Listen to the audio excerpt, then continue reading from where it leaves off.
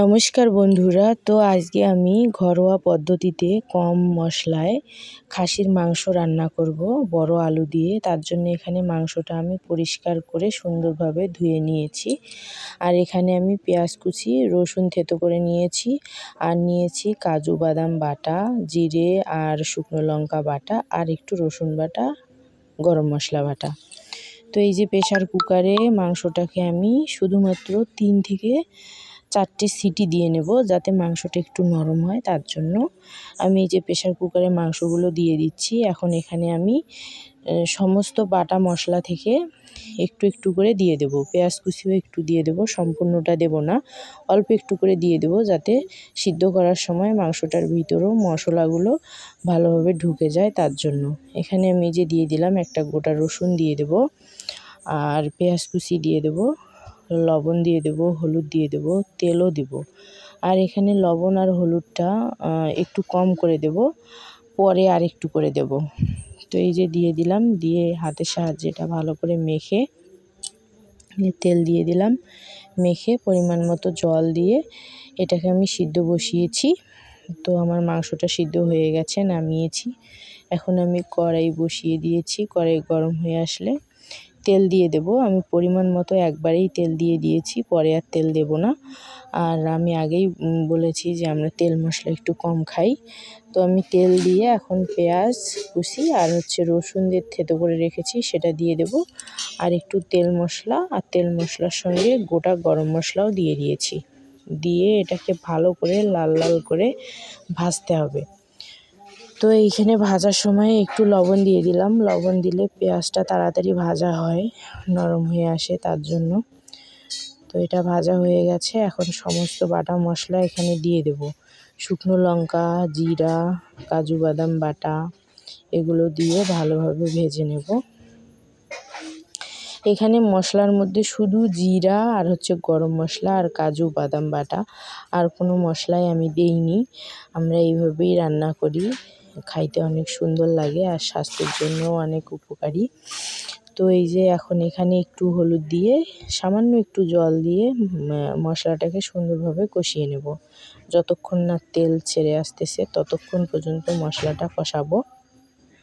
তো এই যে আমার মশলাটা কষানো হয়ে গেছে, তেলও ছেড়ে দিয়েছে। এখন মাংসগুলো দিয়ে ভালোভাবে নাড়াচাড়া করব।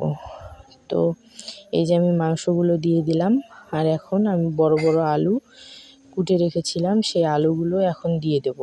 দিয়ে মাংসর সঙ্গে সুন্দরভাবে কষিয়ে নেব।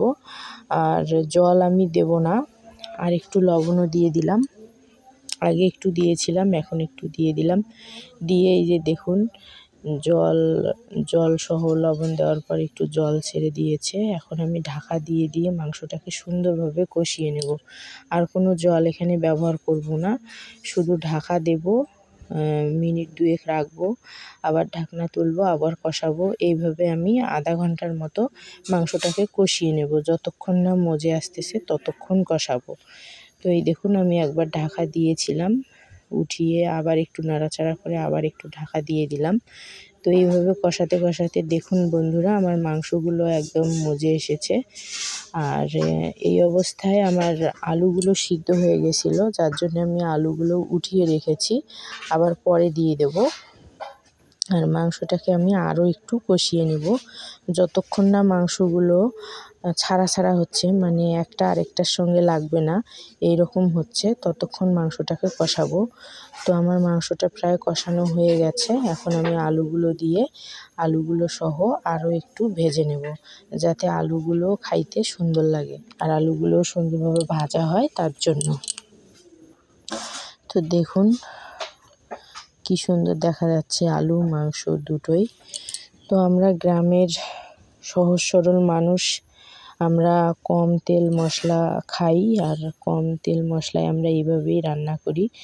খেতেও অনেক সুন্দর হয়, খারাপ যে হয় তা না, অনেক টেস্টি হয়। বাসায় অবশ্যই একবার ট্রাই করবেন। আর চ্যানেলটা যদি ভালো লাগে তাহলে লাইক করবেন, শেয়ার করবেন, আর সাবস্ক্রাইব করে পাশে থাকবেন। তো আমার এই যে মাংসটা কষানো হয়ে গেছে, এখন আমি পরিমাণ মতো এখানে ঝোল দিয়ে দেব। আপনারা চাইলে আমি যে কষাইলাম, যখন আমার কষানো হয়ে গেছে সেই অবস্থাতেও নামিয়ে খাইতে পারেন, শুকনো যদি খাইতে চান, বা বেশি ঝোল যদি করতে না চান তাহলে সেই হিসাবে জলটা দিয়ে একদম গাঢ় করে গা মাখা করেও নামাই নিতে পারেন। তো আমি একটু ঝোল ঝোল করে রান্না করব, সেই হিসাবে আমি জলটা দিয়ে দিয়েছি। তো মাংসটা ফুটে আসলে আমি গরম মশলা দিয়ে নামিয়ে নিয়েছি। তো দেখুন আমার তরকারির কালারটা কত সুন্দর এসেছে। দেখতে যেমন সুন্দর হয়েছিল বন্ধুরা, খাইতেও তেমন অনেক সুন্দর হয়েছিল। আর মাংসটা সুন্দরভাবে সিদ্ধও হয়ে গেছিলো। এটা পোলাও, তারপর সাদা ভাত, রুটি, লুচি সব কিছুর সঙ্গেই খাওয়া যায়, অনেক সুন্দর লাগে। আপনারা বাসায় অবশ্যই একবার ট্রাই করবেন। আর আমার চ্যানেলটা যদি ভালো লাগে, আমার রান্নাগুলো যদি ভালো লাগে, তাহলে অবশ্যই চ্যানেলটা সাবস্ক্রাইব করবেন। Thank you.